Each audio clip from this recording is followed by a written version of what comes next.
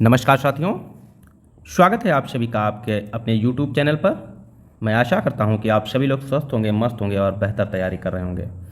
आप लोगों की तैयारी को और बेहतर और मजबूती प्रदान करने के लिए हम फिर से आज लेकर आए हैं गणित का प्रैक्टिस सेट, जहां पर हम लोग गणित के कुछ चुनिंदा प्रश्नों का अभ्यास करेंगे और अपनी तैयारी को और मजबूत करेंगे। मेरी हार्दिक इच्छा है कि आप सभी लोग आने वाली परीक्षाओं में सफल हों और इस सफलता के मुकाम को प्राप्त करने के लिए आप लोग लगातार अभ्यास करते रहे, हमारे साथ जुड़ते रहें। तो आइए शुरुआत करते हैं हम लोग आज के अपने इस प्रैक्टिस सेट की। यह प्रैक्टिस सेट सभी परीक्षाओं की दृष्टि से बहुत ही महत्वपूर्ण है, क्योंकि यहाँ उन्हीं प्रश्नों को उठाने की कोशिश की है जो कि कहीं ना कहीं परीक्षाओं में लगातार आते रहते हैं या फिर आने की उनकी संभावना है। तो देर न करते हुए चलिए शुरुआत करते हैं हम लोग अपने प्रैक्टिस सेट की। आज का अपना पहला प्रश्न है, कह रहा है यदि 75 का क्या कह रहा है, यदि 75 का x प्रतिशत 9 हो तो x का मान होगा। क्या दिया है, x का 75 का x प्रतिशत बराबर 9 हो। पूछा क्या है, x का मान पूछा है। क्या 16 होगा, 20 होगा, 12 होगा या 18 होगा। तो इस प्रश्न को किस प्रकार से सॉल्व करेंगे। कह रहा है 75 का, तो 75 और का मतलब होता है गुणा। 75 का x% और परसेंट जब होगा तो मतलब नीचे 100 और बराबर में दिया है 9। ठीक है, तो अब इसको हम लोग क्या करेंगे, सॉल्व कर लेंगे, इसको और सरल करेंगे। तो किस प्रकार से करेंगे, ये देखिए क्या है, 75 के गुणे में x है और बराबर में 9 है। तो हम अगर इसको x को इस प्रकार यहाँ पर छोड़ लें तो बराबर में क्या करेंगे, ये 100 कहाँ जाएगा, 9 के गुणे में जाएगा, तो 9 गुणे, ठीक है, 9 गुणे 100 बटे 75 हो जाएगा। ठीक है, तो अब देख लीजिए हम लोग क्या हो गया, x बराबर 9 गुणे 100 बटे 75। अब अगर हम इसको काट दें तो ऊपर दोनों संख्याएं गुणा में है तो हम काट सकते हैं। तो 25 से काटेंगे, 25 चक्कू 100 और 25 तियाँ 75। ठीक है, अब क्या बन जाएगा, 9 गुणे 4 बटे 3। अब देखिए क्या दिख रहा है आपको, 3 से 9 भी कट जाएगा। ठीक है, अब क्या बन गया, x बराबर 3 गुणे 4 बराबर कितना हो जाएगा भाई, 12। तो हमारा उत्तर क्या होगा, 12 आंसर आ जाएगा। ऑप्शन सी करेक्ट है। ठीक है, उम्मीद करता हूं आपको समझ में आ रहा होगा। प्रश्न नंबर 2 कह रहा है, साधारण ब्याज की दर से, साधारण ब्याज की किस दर से 925 रुपये का 5 वर्ष में मिश्र धन 1110 रुपये हो जाएगा। ठीक है, साधारण ब्याज की किस दर से 925 रुपये का 5 वर्ष में मिश्र धन 1110 रुपये हो जाएगा। तो क्या दर 6% होगी, 4, 5 या फिर 3% होगी। तो देखिए क्या क्या दिया है, प्रिंसिपल दिया है यानी कि मूलधन दिया है 925 रुपये, मिश्र धन दिया है, अमाउंट दिया है 1110 रुपये, समय दिया है, ठीक है, समय यानी कि टी टाइम बराबर दिया है 5 वर्ष। क्या पूछा है, दर पूछा है, दर मतलब आर बराबर पूछा है। तो फॉर्मूला हम लोग जानते हैं, SI बराबर P into R into T upon 100 होता है। ठीक है, SI का मतलब होता है साधारण ब्याज। अब यहाँ पर देखिए साधारण ब्याज दिया नहीं, तो साधारण ब्याज कैसे निकलेगा, A माइनस P कर दें, अगर अमाउंट से प्रिंसिपल घटा दें यानी कि मिश्र धन से मूलधन घटा देंगे तो बचेगा ब्याज। P प्रिंसिपल कितना है, 925। ठीक है, निकालना क्या है, R निकालना है, ऐसे ही रख लेंगे। T कितना है, 5 वर्ष और बटे में 100। यहाँ तक समझ में आया। ठीक, अब आगे इसको हम लोग सॉल्व करते हैं, कोशिश कीजिए आप सॉल्व करने की। तो अमाउंट कितना है, 1110 माइनस 925 बराबर 925 गुणे R गुणे 5 बटे 100। ठीक, जब 1110 से 925 घटाएंगे तो क्या होगा, क्या हो जाएगा भाई, ये बन जाएगा 185। 185 बराबर 925 गुणे 5 कर लो, गुणे R कर लो और बटे में 100। यहाँ तक समझ में आया। ठीक, अब क्या करेंगे हम लोग, R को यहीं छोड़ेंगे, बाकी संख्याओं को उधर ले जाएंगे। अब देखिए यहाँ बराबर के बाद की संख्याएं बटे में दी हैं, तो हम क्या करेंगे, इनकी तिरछी उड़ा कर देंगे। ठीक है, और R इधर ही छूट जाएगा। तो क्या होगा, 185 गुणे 100, ठीक है, और बटे में 925 गुणे 5 बराबर R। अब इसको आप सॉल्व कीजिए, कैलकुलेशन आप लोग कीजिए फटाफट। चलिए देखिए कैलकुलेशन आपको बहुत फास्ट करनी है। या तो इसको आप 5 से सीधे काटिए तो क्या होगा, ये 5 या 15 कितना बचेगा 3 और 5 सते 35, ठीक है। और यहाँ काटेंगे तो 5 एकम 5, ये 4 हो जाएगा, ये 5 अट्ठे 40 और 5 25, ठीक है 185, यानी कि 37/185 हो गया। अब यहाँ क्या करेंगे, फिर 37 से अगर आप काटेंगे तो कितना हो जाएगा, 37 से 185 5 बार कटेगा, तो 37 से 185 को काटेंगे 5 बार तो कितना हो गया भाई, इधर क्या बचेगा 100 में 5 × 5 इक्वल में R, ठीक है, समझ में आ रहा ना। अब इसको फिर काट दो, जब 5 से 100 को काटोगे 20 हो जाएगा, क्या हो जाएगा 20 हो जाएगा, और फिर 5 से 20 को काटोगे तो क्या हो जाएगा 4, यानी कि R = क्या निकल के आया 4। तो कितना हो गया दर, R बराबर क्या होता है रेट यानी कि दर, यही दर तो पूछा था, दर निकल आया, यानी कि कितना हो गया 4%। Clear, okay. प्रश्न नंबर 3, वह छोटी से छोटी संख्या बताइए जो 20, 25 और 40 से पूर्णतः विभाजित हो, यानी कि ऐसी कौन सी छोटी संख्या होगी जो 20 से भी विभाजित हो, 25 से भी और 40 से भी। ऑप्शन आपके पास एक ये होता है, या तो तीनों संख्याओं से काट कर देखिए, या फिर इसका जो है सिंपल वे है। तो क्या होगा आंसर, चलिए हम लोग देख लेते हैं क्या तरीका है। तीनों संख्याओं को हम नोट करेंगे 20, 25, 40, ठीक है। अब इसको हम छोटी से छोटी संख्या से भाग करेंगे, तो 2 से भाग करेंगे तो 20 कट जाएगा 10 बार, 25 कटेगा नहीं, यूं ही नोट कर देंगे, और 40 कटेगा 20 बार में, ठीक है। फिर क्या करेंगे, फिर 2 से इसको भाग करेंगे तो ये 10 कटेगा 5 बार में, 25 कटेगा नहीं, और 20 कटेगा 10 बार में। फिर 2 से इसको अगर काटेंगे तो 5 कटेगा नहीं, 25 नहीं भाग होगा, और 10 जो है इससे विभाजित होगा 5 बार में, ठीक है। अब देखिए क्या संख्या बची, 5, 25 और 5, तो ये 5 से कटेगी, 5 एकम 5, 5 25 और 5 एकम 5, ठीक है। फिर 5 बचा 5, अब नीचे क्या बचा, 1 1 बच गया। इतनी संख्याएं आएंगी, जो भी संख्याएं लिखी हैं इनको हम गुणा कर लेंगे आपस में, 2 × 2 × 2 × 5 और × 5, ठीक है।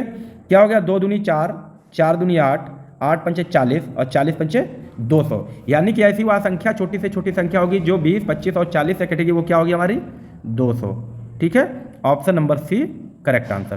क्लियर, सिर्फ एलसीएम, ऐसी संख्याओं में क्या निकालना होता है, ये एलसीएम होता है, लासा, ठीक है, लासा होता है, ठीक है।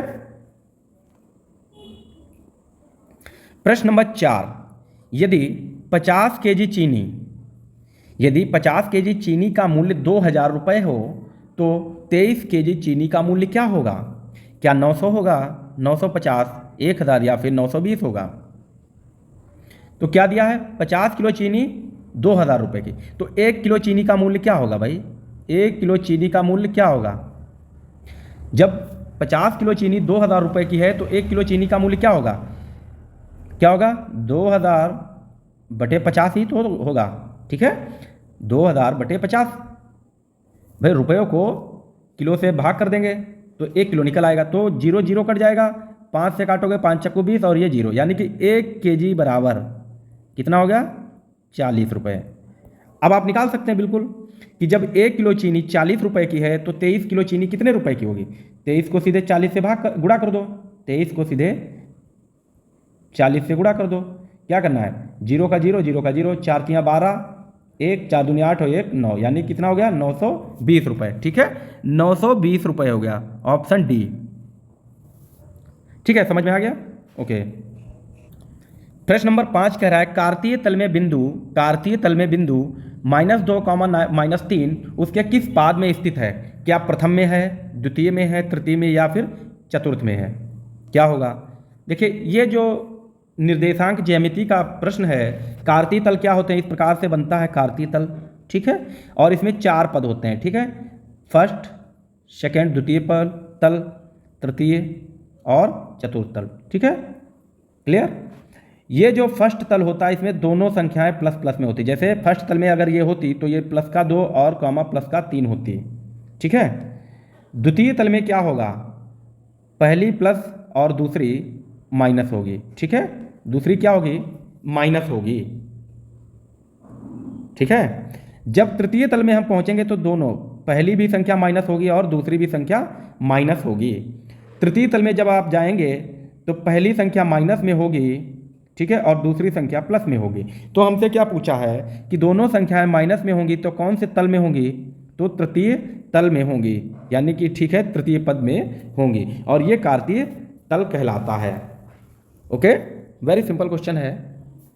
ठीक, अगला क्वेश्चन देखते हैं हम लोग। कह रहा है, बहुत ही मज़ेदार क्वेश्चन है, एक राशि साधारण ब्याज पर 10 वर्षों में कितनी हो जाती है भाई, 2 गुना हो जाती है। तो कितने वर्षों में यह राशि उसी ब्याज पर उससे तिगुनी हो जाएगी, यानी खुद से जो है तिगुनी हो जाएगी। तो क्या 30 वर्ष लगेंगे? पहले 10 वर्ष में दुगुनी होती है, तो 3 गुनी होने में कितने वर्ष लगेंगे? क्या 25 होगा, 20 होगा या फिर 15? साधारण ब्याज है, ठीक है, 10 वर्ष में दुगनी हो जाती है, यानी कि x वैल्यू है कोई, वो कितनी हो जाती है 10 वर्ष में 2x। तो कितना जुड़ा होगा भाई, x प्लस x ही तो हुआ होगा, यानी कि 10 वर्ष में x बढ़ रही है, तो अगले 10 वर्षों में x बढ़ जाएगी तो कितना हो जाएगा, 3x हो जाएगी, यानी कि 20 वर्ष लग जाएंगे। ये तो सोचने की बात है।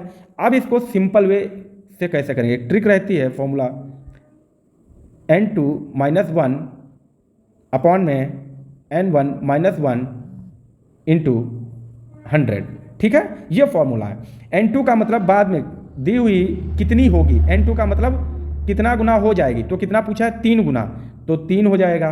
-1 लिखा है, -1 लिखेंगे, अपॉन में पहले कितनी हो रही थी, 2 गुनी, n की जगह क्या करेंगे 2 गुना, और -1 गुणे में क्या करेंगे, 100 नहीं, गुणे में 10 होता है भाई, सॉरी, क्योंकि कितना समय दिया है पहले, ठीक है, सॉरी भाई, जो समय दिया है, ठीक है, तो समय 10 वर्ष दिया है, 5 वर्ष होता तो 5 करते हैं हम लोग।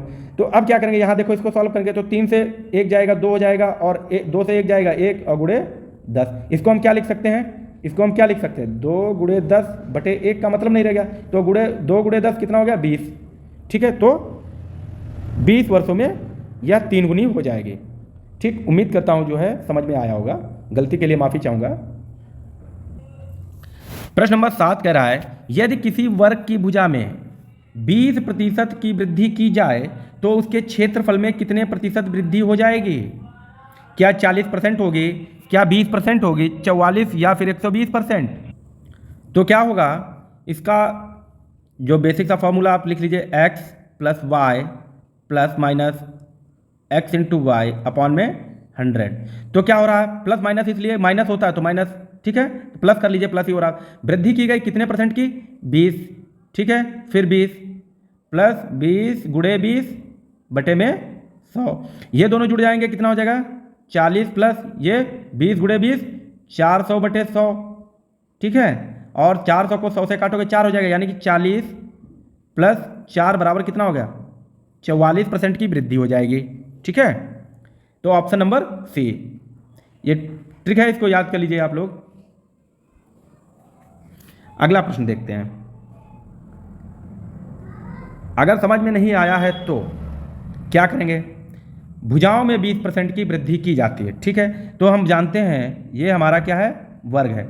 यदि मान लें इसकी एक भुजा 10 है, ठीक है, तो सभी 10 होंगी, ठीक है ना। अब सभी 10, तो जब इसकी भुजा 10 है तो इसका क्षेत्रफल कितना होगा, a² होता है, तो 10 का स्क्वायर करोगे कितना हो जाएगा भाई, 100 हो जाएगा, 10 का स्क्वायर करोगे 100 हो जाएगा। अब अगर इसी में हम 20% की वृद्धि कर दें तो 10 का 20% कितना होगा, 10 का 20% कितना होगा, 2 होगा, तो 2 की वृद्धि यानी कि भुजा कितनी हो जाएगी, 12 हो जाएगी। तो अब 12 का स्क्वायर करोगे कितना हो जाएगा, 12 ब्रह्म कितना होता है, 12 12 144, 144, पहले कितना था 100, तो 144 से 100 माइनस करोगे तो कितना निकला, 44% निकल आया, ठीक है, तब भी निकल आया। ओके, उम्मीद करता हूं अब समझ में आ गया होगा। प्रश्न नंबर 8 कह रहा है, यदि किसी वृत्त का परिमाप 44 सेंटीमीटर हो तो उसका क्षेत्रफल क्या होगा, ठीक है, क्या पूछा है, किसी वृत्त का परिमाप 44 सेंटीमीटर हो तो उसका क्षेत्रफल क्या होगा। परिमाप बराबर क्या होता है, वृत्त का परिमाप बराबर क्या होता है, 2πr होता है, और वृत्त का क्षेत्रफल बराबर क्या होता है, पाई r² होता है, ठीक है। पाई आर स्क्वायर होता है। अब अगर हम यहाँ से क्या निकाल लें, इसकी त्रिज्या निकाल लें, तो 2 पाई आर बराबर कितना दिया है, 44 दिया है। तो यहाँ क्या करेंगे, 2 इंटू पाई का मान 22/7 और आर पता नहीं है तो आर ही निकालना है, बराबर 44। अब ये देखो कहाँ जाएगा, इधर जाएगा, ठीक है। ये 22 गुणे 2 बराबर 44/7 हो गया, बराबर 44 हो गया, और यहाँ इंटू में आर। अब ये आर इधर जाएगा मल्टीप्लाई में और 44 नीचे आइए, तो क्या बन जाएगा, क्या बन जाएगा, देखो आर बराबर 44 गुणे 7 हो जाएगा, बटे में 44, 44 कैंसिल, यानी कि आर बराबर कितना निकला, आर बराबर 7, ठीक है, 7 सेंटीमीटर निकल आया। अब यही 7 सेंटीमीटर हमें क्या करना है, इस वाले फॉर्मूले में पुट कर देना। तो क्षेत्रफल बराबर क्या होता है, क्षेत्रफल बराबर पाई आर स्क्वायर, और पाई का मान कितना है, 22/7 है, ठीक है, पाई का मान, और आर 7 इंटू 7, 7 इंटू 7, ये 7 कैंसिल हो जाएगा, तो 22 गुणे 7 कितना होता है, 154। तो 154 आ गया है। क्षेत्रफल है और सेंटीमीटर दिया, तो सेंटीमीटर, क्षेत्रफल का मतलब स्क्वायर यानी कि वर्ग, 154 वर्ग सेंटीमीटर, ठीक है, ऑप्शन नंबर सी। उम्मीद करता हूँ आपको अच्छे से समझ में आ रहा होगा। प्रश्न नंबर 9 संख्या पद्धति का सवाल है, ठीक है, संख्या पद्धति का सवाल है, और यह ऐसा चैप्टर है जहां से लगभग में सभी परीक्षाओं में 1 से 2 प्रश्न आते ही रहते हैं। तो इसको आप संख्या पद्धति चैप्टर को आप बेहतर से तैयार करें। यहाँ से 1 से 2 नंबर श्योर आने ही आने, मिलने ही मिलने हैं।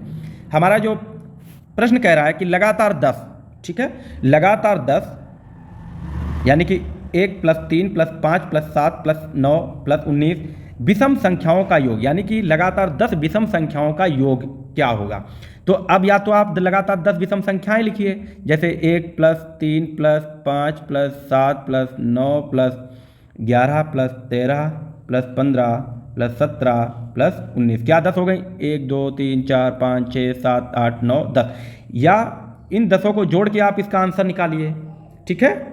और ज़्यादा दी होंगी तो कैसे जोड़ेंगे, तो इसलिए इसका एक फॉर्मूला है लगातार, इसको आप नोट कर लीजिएगा, लगातार विषम, ठीक है, विषम की बात हो रहा है, विषम संख्याओं का योग जब निकालना होगा तो फार्मूला होता है n² मतलब कितनी संख्याएं, तो कितनी 10 संख्याएं पूछी है तो 10 का स्क्वायर का मतलब होता है 10 गुणे 10, आप जानते हैं 10 गुणे 10 बराबर कितना होगा, 100। तो लगातार 10 विषम संख्याओं का योग जो होगा वो 100 होगा, ठीक है। अगर इसी प्रकार से पूछे लगातार संख्याओं का योग, जैसे कहता लगातार 10 संख्याओं का योग, विषम ना दिया होता 10 संख्याओं का योग, तब आप क्या करते हैं, n लिखते, ब्रैकेट के अंदर n+1/2, ठीक है। ये लगातार 10 संख्याओं का, लगातार संख्याओं का योग, 10 की बात नहीं होता, लगातार संख्याओं, जितनी संख्याएं दी होंगी उतने n की जगह वो लिखना होगा, ठीक है। उम्मीद करता हूं समझ में आया होगा।